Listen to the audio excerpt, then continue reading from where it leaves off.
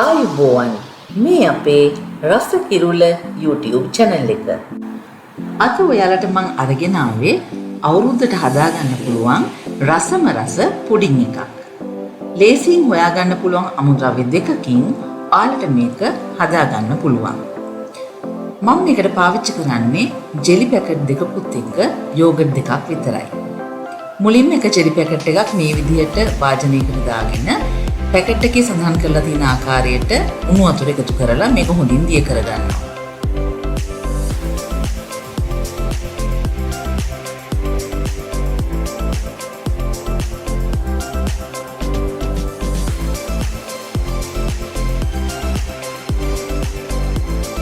ඊළඟට මේ විදිහේ තවත් වාජනයක් අරගෙන ජෙලි ටික මේකට වත් කරලා ටිකක් නිවෙන්න ඇරලා ෆ්‍රිජ් එකේ තියලා මේක හොඳට සෙට් කරගන්නවා.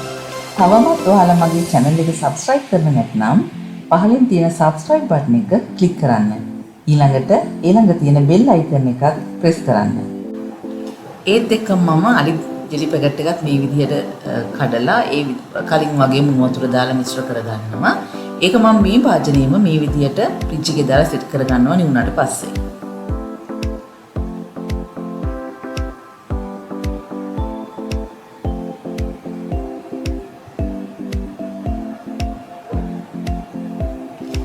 දැන් මේ දෙවනියට දාපු ජෙලි වාජනේ ජෙලි ටික මම මේ විදිහට එකතු කරලා අරගෙන බ්ලෙන්ඩර් කප් එකට දාගන්නවා. ඊළඟට යෝගට් දෙකක් මම මේකට දාගන්නවා. ඔයාලට කැමති යෝගට් වර්ගයක් පාවිච්චි කරන්න පුළුවන්. ඇත්තටම හරිම ලේසියෙන් මේ පුඩින් එක ඔයාලට හදා ගන්න පුළුවන්. දැන් මම ජෙලි ටිකත් එක්ක මේ යෝගට් දෙක මේ විදිහට හොඳට බ්ලෙන්ඩර් කප් එකට දාලා හොඳින් තෙනෙනකම් බ්ලෙන්ඩ් කරගන්නවා.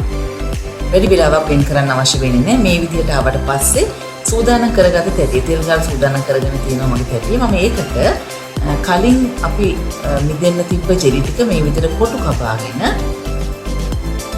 ලේයර් එකක් විදිහට වාජනයට අපි අතුර ගන්නවා.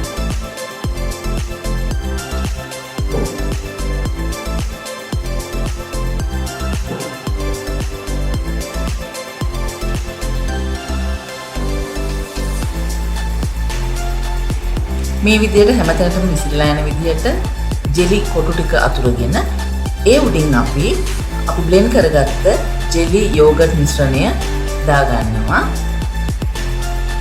ඊළඟට මේක කවර් කරලා පැය 4-5ක් ෆ්‍රිජ් එකේ තියලා ගන්නයි අපිට තියෙන්නේ. මේ තියෙන මේ විදිහට අපි හදාගත්ත අපේ පුඩින් එක බොහොම ලේසි. මේක ඕනනම් අනිත් පැත්ත හරවලත් ඔයගලන්ට පාවිච්චි කරන්න පුළුවන්.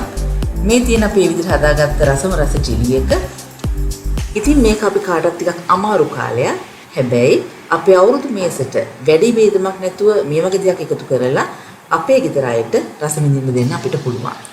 ලබන්නා වූ අලුත් අවුරුද්ද රස කිරුල නරඹන ඔයාලා හැමෝටම සෞභාග්‍යමත් නිරෝගීමත් අලුත් අවුරුද්දක් වේවායි කියලා රස කිරුලේ අපි ප්‍රාර්ථනා කරනවා.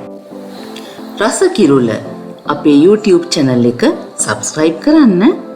ඒ වගේම like කරලා share කරලා comment එකක් දාන්නත් අමතක කරන්න එපා.